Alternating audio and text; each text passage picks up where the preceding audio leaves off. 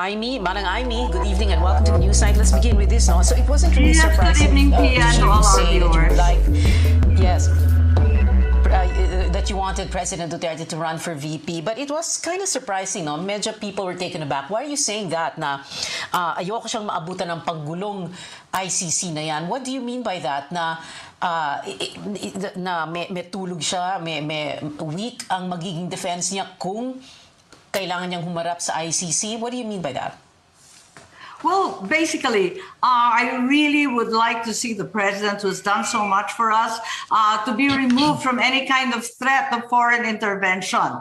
Whether you are pro or anti-Duterte, and I'm solidly behind the administration, I make no quibbles about that.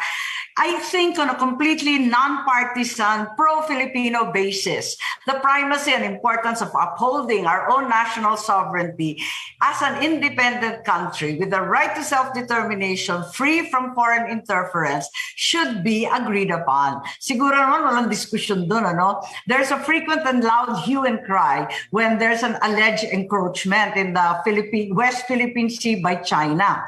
But why are there advocates for the ICC to interfere in our internal affairs despite a legitimately elected government, a fully functioning judiciary? Is it because okay lang pag manghimasok yung European o di kaya US? Hindi naman yata tama yun. Yeah, that's an interesting point, Senator Imee. Does this have anything to do also with the fact that your father was unceremoniously escorted out of office in 1986 with the aid of the United States?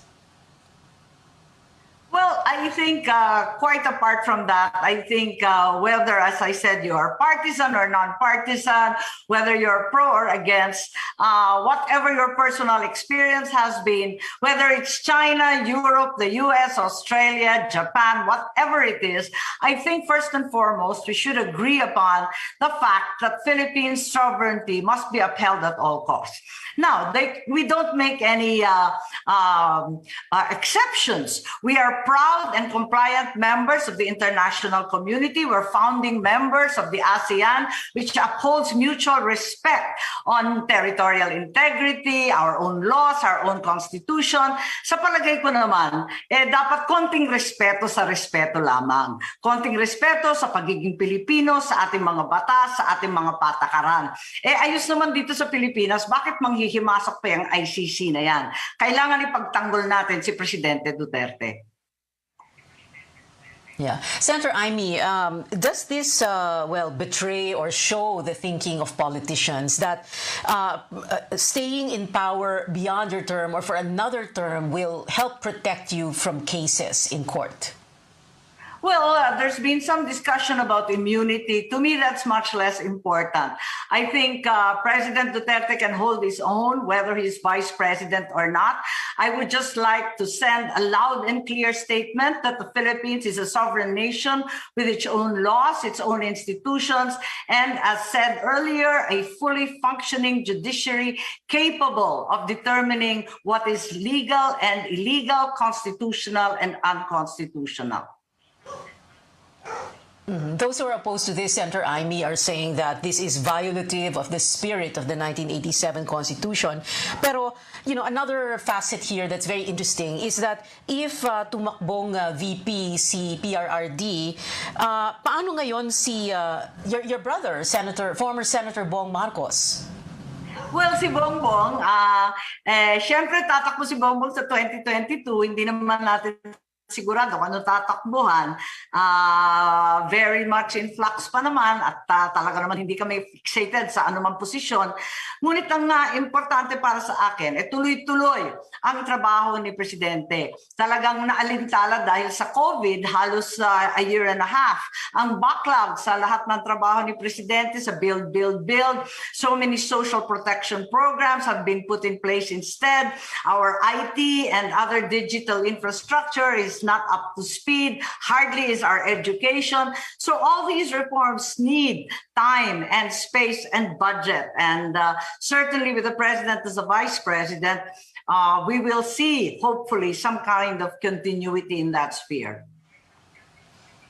It's interesting, ma'am, that we're having this conversation because we are right smack in the middle of maraming galaw no, sa politika. So, unang-una, today, si Sara Duterte saying na open na siya no, to running for president. And then you have what's going on in the PDP laban. One faction expels the other and nag-aaway-aaway na sila. No?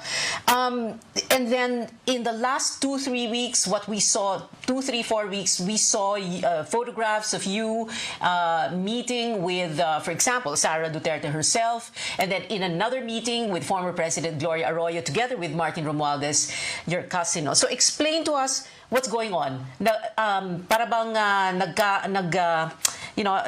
are people feeling their way around because, you have to decide. No? For example, you were saying si Bongbong, hindi pa sure kung anong position itatakbo. So, in the run-up to October, pag nag-file ng COC, Certificate of Candidacy, nag-iisip pa, papakiramdaman kung anong itatakbo nito para may decision ako.